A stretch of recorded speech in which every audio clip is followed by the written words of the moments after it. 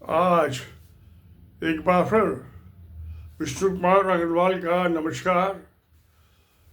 आज फिर मैं एक बार इकोनॉमिक सर्वे 2024-25 की बात कर रहा हूँ कि पिछले सालों में,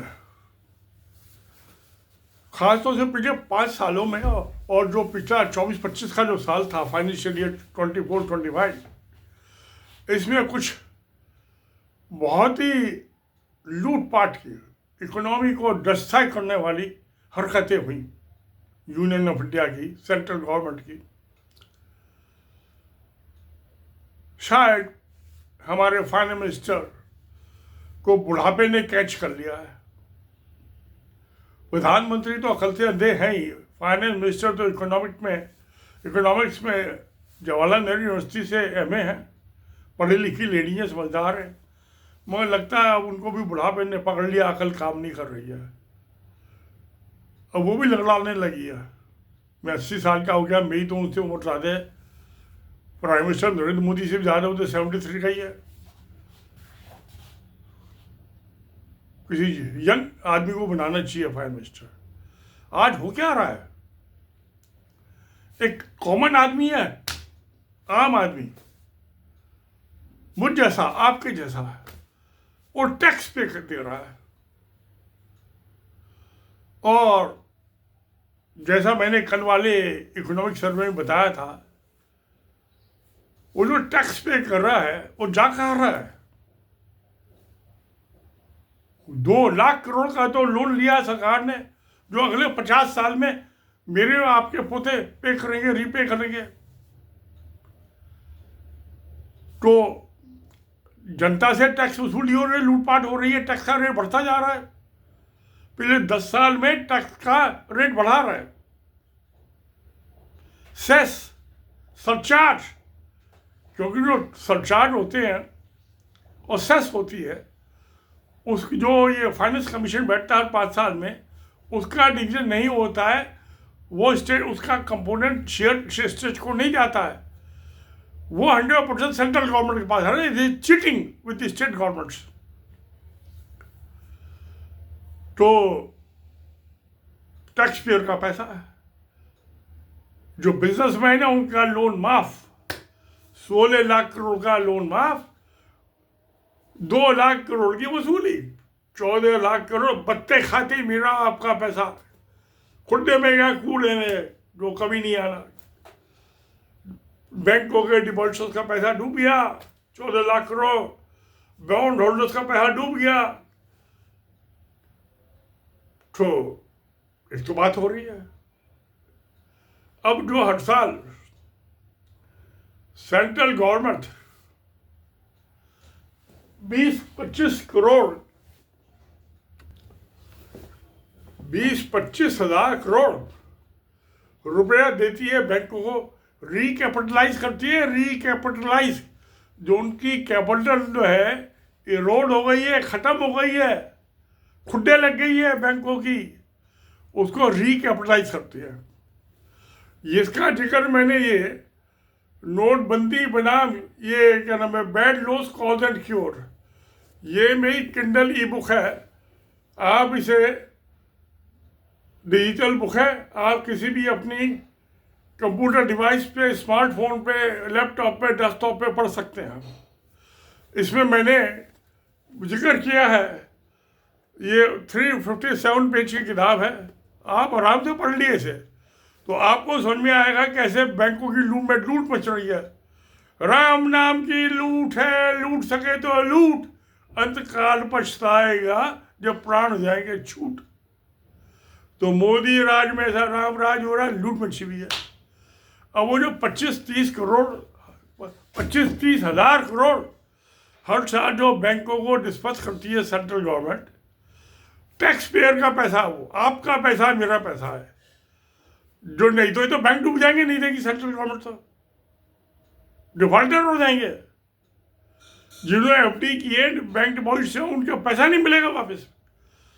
तो बैंकों को जिंदा रखने के लिए 25-30 हजार 35 हजार करोड़ हर साल रिकैपिटलाइज करती है। और ये 30-35 हज़ार करोड़ तो रिकैपिटलाइज करने में बैंकों को बचाने के लिए, जिंदा रखने के लिए ऑक्सीजन डाल रहे हैं, ऑक्सीजन, विटामिन की गोली दे रहे हैं 35 हज़ार करोड़ की, 40,000 करोड़ इस साल, क्यों बहुत घाटा हो रहा है। बैंकों के पास लोन देने के लिए पैसा नहीं है। 1.5 लाख करोड़ का कैश शॉर्ट है, नकदी शॉर्ट है बैंकों के पास।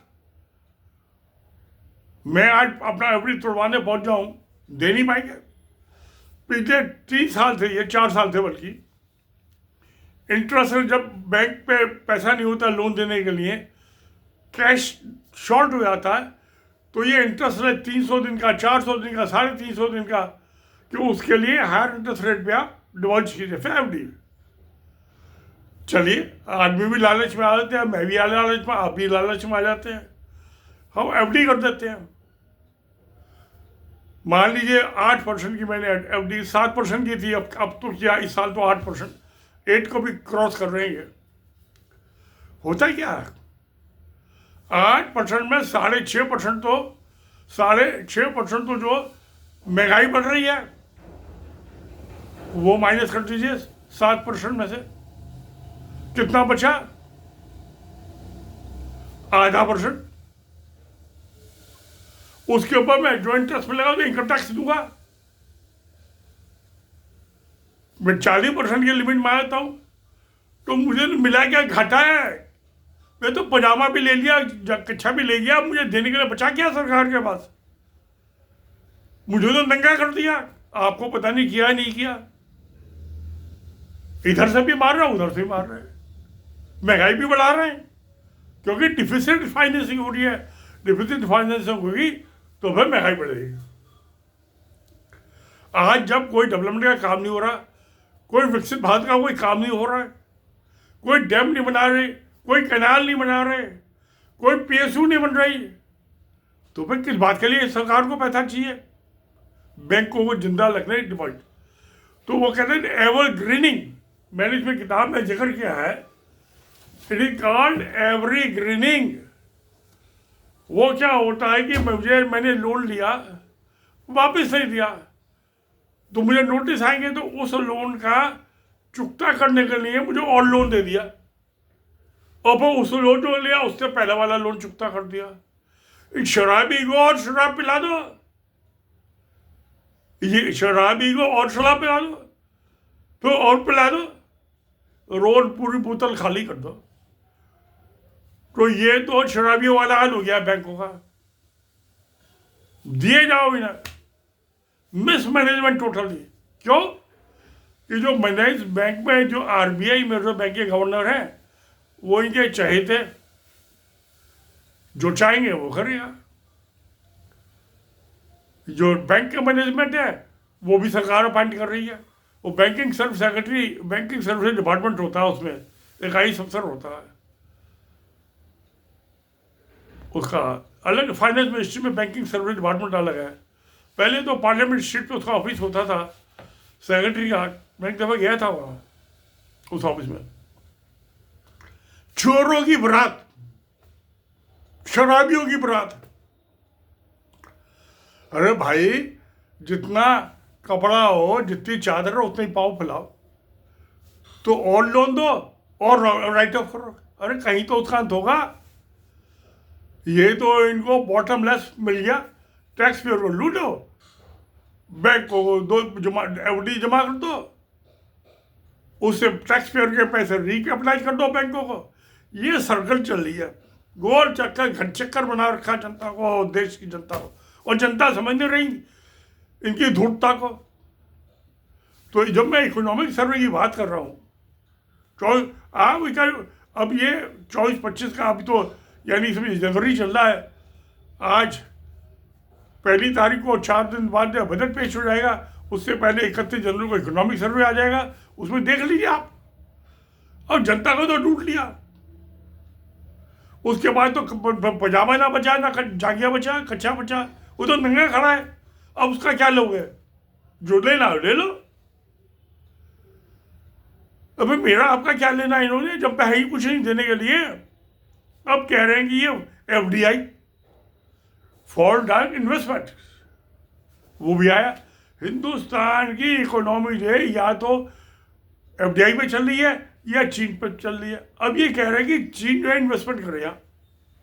अब कोई आदमी फोकट में इन्वेस्टमेंट नहीं करता है, सबके अपने इंटरेस्ट होते हैं, अपने लालच से करते हैं।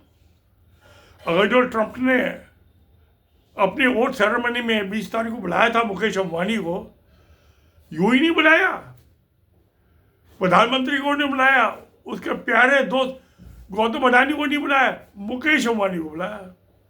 क्यों बुलाया? कि वो डिग बेबी वो पेट्रोलियम, अरे भाई जब आप पेट्रोल निकालोगे, क्रूड ऑयल जमीन से निकालोगे, सी बेड से निकालोगे, तो उसकी रिफाइनिंग भी तो कहीं करोगे, और वो उसके पेट्रोल प्रोडक्ट्स बनेंगे, पेट्रोल बनेगा, डीजल में, और साथ साथ जो पेट्रोकेमिकल इंडस्ट्री भी लगती है, वो बहुत बड़ी होती है उसकी इन्वेस्टमेंट। प्लास्टिक बनानी है और कुछ चीज बनानी है, तो उसके लिए रिफाइनरी। अब मुकेश अंबानी तो बड़ा समझदार आदमी है, बहुत वेरी एफिशिएंट, मोटा भाई तो है। अभी मोटा तो होएगा जब ज़्यादा माल खाएगा तो ज़्यादा मोटा होगा। तो वो मोटे भाई को बुलाया, पतले भाई ना मोदी को बुलाया ना मुकेश अंबानी को। क्यों? दुनिया की सबसे बड़ी पेट्रोल रिफाइनरी क्रूड ऑयल की जामनगर में लगाई है मुकेश अंबानी ने। Very efficient person. बोर्ड एक जो शिप से आया बॉयलर, मुझे याद नहीं कहाँ से इम्पोर्ट किया था, तो पोर्ट पे आ गया। अब वहाँ से जामनगर तक लाने के लिए वो ट्रेलर ट्रक होते हैं बड़े बड़े, उसके लिए सड़क चाहिए। तो हिंदुस्तान की एक बड़ी जानी मानी कंपनी है L&T, लॉर्सन एंड टुब्रो, ये दो अंग्रेज होते थे, उन्होंने बनाई थी कंपनी ब्रिटिश पीरियड में।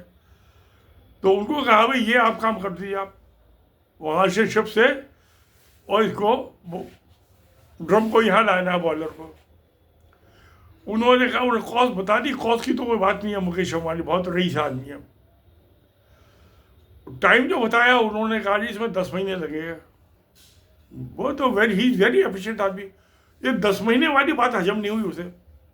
L&T भी दुनिया की बहुत बड़ी कंपनी है, रियल एस्टेट डेवलपमेंट में, मशीनरी डेवलपमेंट में अच्छी कंपनी है, बहुत पुरानी है, इससे रिलायंस इंडस्ट्री से ज़्यादा पुरानी है। उसने कहा भाई आप छोड़ो, हम अपने आप ही बना लेंगे। उसने जिसके 10 महीने कहे तो उसने 2 महीने में कर दिया काम, और ट्रेलर अपना बहुत सारे उसमें प्लेटफॉर्म बना के एक्सेल लगा के और खींच के ले आए भाई पावर के ट्रैक्टर से। तो जैसे इंग्लैंड का किंग या क्वीन जो है 6 बग्गियों की, 6 घोड़ों की बग्गी में चलते हैं, ऐसी उसने खींच लाया और लगा दिया जामनगर में। तो अब सवाल ये, जब ट्रंप साहब वहाँ पे क्रूड ऑयल निकालेंगे तो उसको रिफाइनरी भी तो करनी पड़ेगी। वो किस काम का है क्रूड ऑयल जब तक रिफाइनिंग ना हो?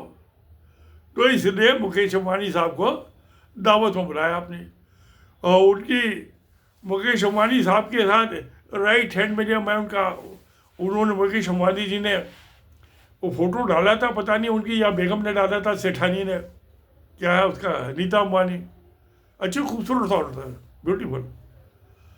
तो उनका फोटो था, मोदी गायब, अडानी गायब। तो भाई ऐसे नहीं है इकोनॉमिक सर्वे, आप जो चाहो बना दो, फसिंग कर दो, ऐसे नहीं चलती है। अब वहाँ रिफाइनरी लगा देगा मुकेश अंबानी, 3 साल में खड़ी कर देगा। तो चलिए देखते हैं क्या होता है कि, और मैं तो यानी कि ये जो चल रहा है लूटपाट बैंकों में, तो मैंने इसका कुछ छोटा से आपको बयान दिया नटशल में। आगे फिर मिलेंगे, कल फिर मिलेंगे। नमस्कार, धन्यवाद, सत्यमेव जयते।